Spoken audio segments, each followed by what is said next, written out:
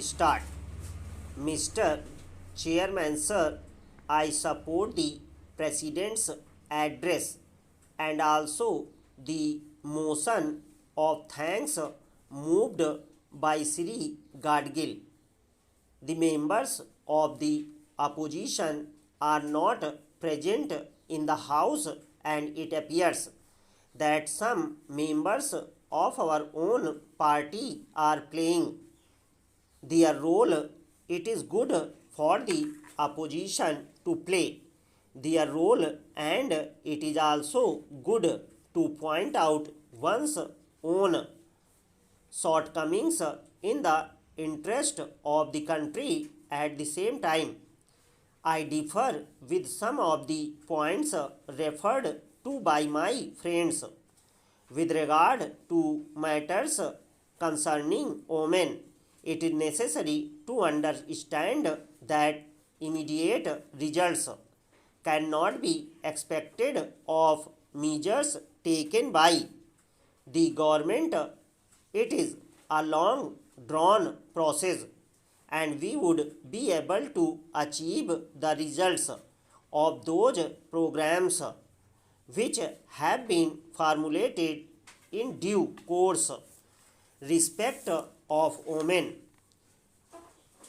varies from one family to the other, but I am sure that my honorable friend must be given due respect to the women folk in his family. It is natural that everyone will have to change his attitude towards women in order to give respectable position to them in the society, and no government can reform the society within a few days. It is possible to change the psyche and moral of the people through launching effective programs. The programs being implemented by our government would bear results in due course. One honorable friend is quite senior and has been active in politics for the last 40 years. He is fully aware of what politics used to be in the British period. The Honorable President has also mentioned it in his address. The issue of terrorism in Bihar and Andhra Pradesh has been highlighted in it. It is absolutely true that the states of Bihar, Uttar Pradesh, Odisha, and West Bengal were badly affected by feudalism. Its main reason was that the British rulers entered the country through West Bengal, and the states of Bihar and Uttar Pradesh were badly affected by landlordism. Many changes have taken place in the last 40 years. It would be unfair to say that only Bihar is the center of terrorist activities. We are aware of the fact that feudalism had the maximum impact on the states of Bihar and Uttar Pradesh, but the programs implemented by our government in the last 40 years have checked this trend. We always forget that along with one's gradual development, one automatically develops negative thinking also. We should not anticipate development only in the positive sense. It includes negative aspects too. When a poor man becomes rich, his mode of thinking is not changed, it is changed in due course of time. The prevailing conditions in Bihar are its living example. I do not mean to say that it applies to Bihar only. It applies to other states as well. The British rule might have been the primary cause of terrorism in Bihar, as it has been indicated by the Honorable President, but same is not the case with Andhra Pradesh. Members of the opposition are not present in the House today. The state government is chiefly responsible for encouraging feudalistic tendencies in the state of Andhra Pradesh.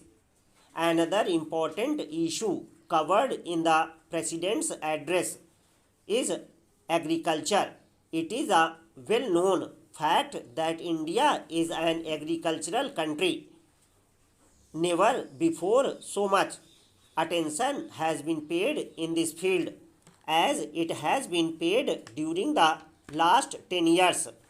We can prove this through the fact that we have succeeded in achieving the target of 3.6% growth rate in spite of facing the drought situation. The Honorable President has also pointed out this feature in his address. It is a great achievement in itself. We have also been able to increase our production of food grains to 166 million tons, and it is likely to touch 170 million tons. The whole credit for this achievement goes to farmers and agricultural labor of the country. Our programs have been the major contributing factors in our achievements. The schemes for farmers envisaged in the last budget, which are presently under operation by the government, have had their substantial impact on the record production of food grains. Even in future, we will be able to show to the entire world that in the field of agriculture, India stands amidst the advanced countries and the world.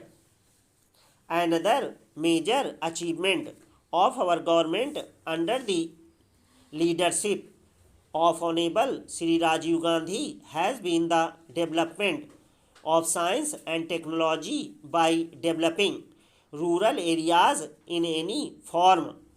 We are in effect developing the country. The present budget has many welcome provisions related to the development of rural areas.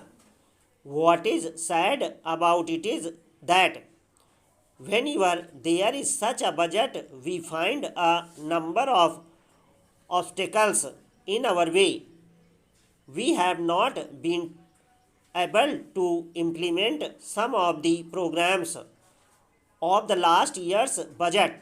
I would suggest that all the provisions made in the central budget should be evaluated at the state level and at the district level.